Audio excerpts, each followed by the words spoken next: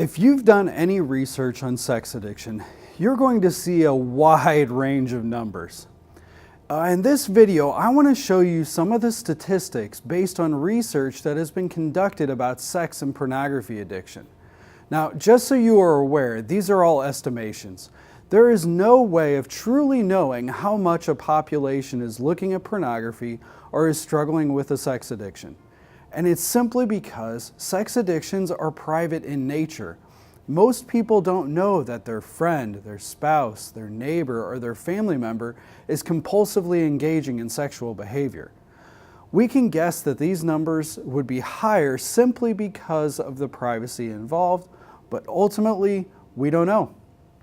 Now, various international studies have put porn consumption rates at 50% to 99% among men and 30% to 86% among women. This was according to a study by the APA. Now, sex addiction statistics estimate that 3 to 5% of the U.S. population suffer from some sort of sexual compulsion disorder. And this number is based on the number of individuals who are actively seeking treatment for a sexual addiction. So this is obviously much likely higher. Interestingly, men and women are both affected by sexual addictions. Research has shown that for every 3 men who struggle with sexual compulsivity, there is 1 woman who struggles with this disorder. The negative effects also don't end with just the person either. The damage extends into the family and into the marriage as well. According to the National Coalition for the Protection of Children and Families, in a 2010 study, 47% of families in the United States reported that pornography is a problem in their home. 47%. Now, pornography use also increases the marital infidelity rate by more than 300%.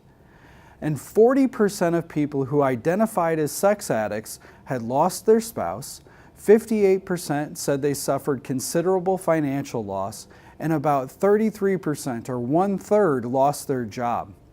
68% of all divorce cases in the United States involve one party meeting a new person over the internet, while 56% involved say that they had an obsessive interest in pornographic websites or that their spouse did. Breaking it down even more, every second, 28,000 people are looking at pornography on the internet. $3,075 is being spent on pornography on the internet, and 372 people are typing the word adult into a search engine every second. Every day, 37 pornographic videos are created in the U.S., 2.5 billion emails containing porn are sent or received, and 68 million internet searches are being generated.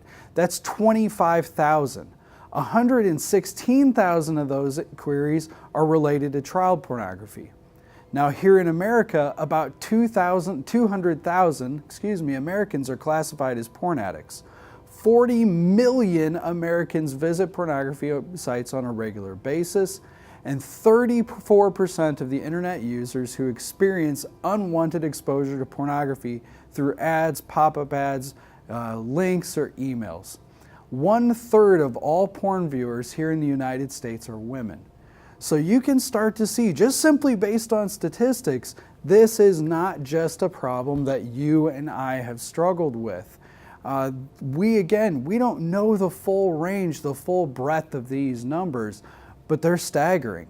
If you truly look at what it is and what it is not, pornography use, abusive sexual relationships are a massive, massive issue here in the United States, especially, but also around the world.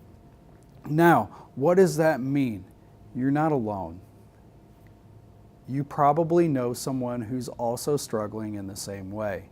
And when we talk about accountability and we talk about transparency later on in this series of videos, you're going to run into someone who's also struggled as well.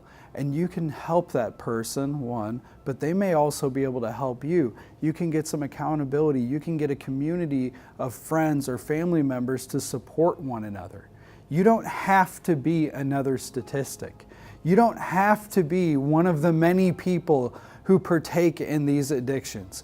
You can be one of the statistics that's the outlier, who turned away from it. You can be one of the people who's the statistic that shows, no, I am not addicted to these things, and even more so, I've overcome them.